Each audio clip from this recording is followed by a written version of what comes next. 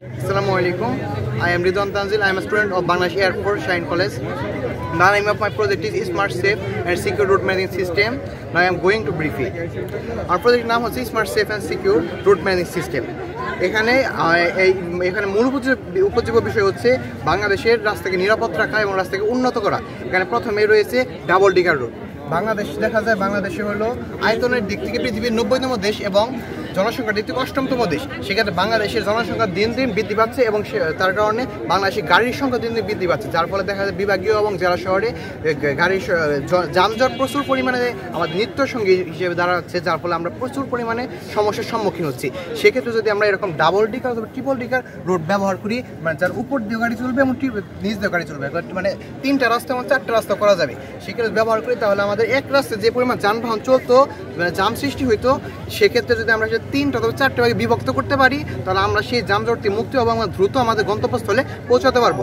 এবং অনেক ক্ষেত্রে দেখা যায় আপনার হলো জেব্রা ক্রসিং এর নিয়ম হলো জেব্রা ক্রসিং এর পূর্বে গাড়িগুলো তার স্পিড স্লো করে নিবে, কিন্তু সেক্ষেত্রে তারা করে না। তারা কি করে, ওই জেব্রা ক্রসিং এর মধ্যেও সমবেগে উচ্চ গতিতে চালায়। সেক্ষেত্রে যদি আমরা এরকম ব্যবস্থা করি, মানে হলো এই যে এরকমভাবে, মানে জেব্রা ক্রসিং এর পূর্বে এটা ব্যারিয়ার খুলে আসবে, যখনই মানুষ সেটা পারাপার হতে চাবে জেব্রা ক্রসিং এর দুই পাশে অটোমেটিক্যালি, তখন সেটা দিয়ে মানুষ পারাপার করবে এবং পরবর্তীতে নির্দিষ্ট সময় পর সেটা অটোমেটিক্যালি আবার নিচে হয়ে যাবে, তখন আবার গাড়ি চলাচল করতে পারবে। এর ক্ষেত্রে আমরা যদি এ ধরনের প্রযুক্তি ব্যবহার করা হয় তাহলে অনেক ক্ষেত্রে যে দেখা যায় আমরা হলো জেব্রা ক্রসিংয়ে অনেক লোক নিহত হয় এবং আহত হয়, সেই ক্ষেত্রে আমরা পরিত্রাণ পাবো। এবং এছাড়াও এখানে ব্যবহার করা হয়েছে ইলেকট্রিসিটি জেনারেটর করবে, এবং এছাড়াও আপনার হলো অটোমেটিক স্ট্রিট লাইট সিস্টেম আছে।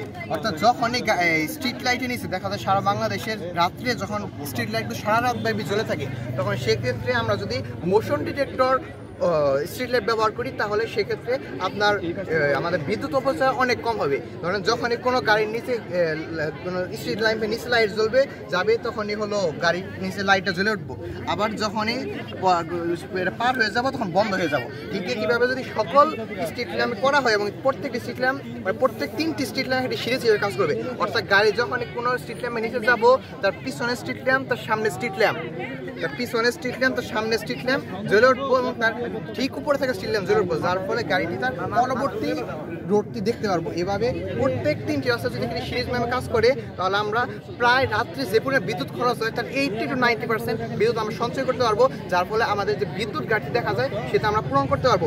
এছাড়াও এখানে আপনার একটা সৌন্দর্যের জন্য একটা পড়ার ব্যবস্থা করা হয়েছে, 3 রাস্তা জয়েন করার জন্য আমার পড়া চত্বর রয়েছে।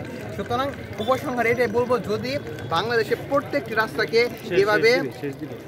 এভাবে গড়ে তোলা হয় তা বাংলাদেশ আমরা রাস্তা সংক্রান্ত যে ধরনের ঝুঁকি মোকাবেলা করি সেই ঝুঁকিগুলো অনেকাংশে কমে আসবে এবং বাংলাদেশ রাস্তাকে উন্নত হবে এবং বাংলাদেশ এক প্রদেশ বাংলাদেশ পরিণত হবে। আসসালামু আলাইকুম। Thank you.